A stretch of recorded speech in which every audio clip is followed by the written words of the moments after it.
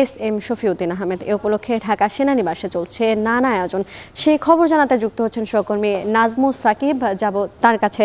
সাকিব, জানতে চাই নতুন সেনাপ্রধানের দায়িত্ব গ্রহণ নিয়ে কি কি আনুষ্ঠানিকতা রয়েছে?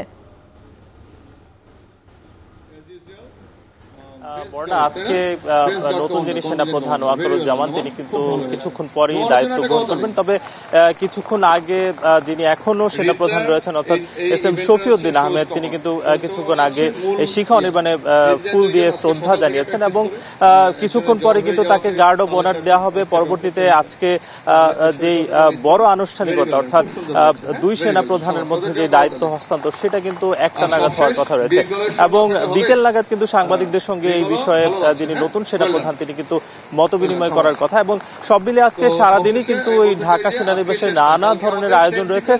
আমরা কিছুক্ষণ আগে দেখেছি যে এখানকার অর্থাৎ শিখা অনির্বাণে সেনাবাহিনীর একটি সুশৃঙ্খল দল তারা কিন্তু তাদের মাধ্যমে এবং যিনি এখনো সেনাপ্রধান রয়েছেন এস.এম. শফিউদ্দিন আহমেদ তিনি কিন্তু এখানে ফুল দিয়ে শ্রদ্ধা জানিয়েছেন এবং নতুন সেনাপ্রধান যেহেতু দায়িত্ব নেবেন সেক্ষেত্রে এই ঢাকা সেনানিবাসে এক প্রকার শ্বাস রব কিন্তু রয়েছে।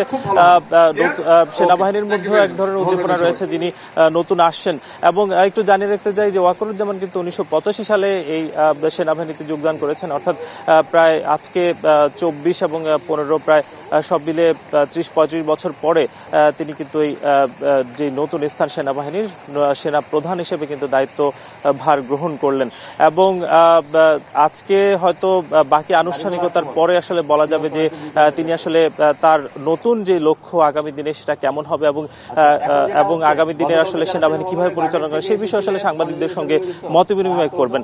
এই ছিল ঢাকা সেনানিবাস থেকে সবশেষ। বর্ণা। সহকর্মী নাজমুস সাকিব আমাদের সাথে যুক্ত হওয়ার জন্য আপনাকে ধন্যবাদ।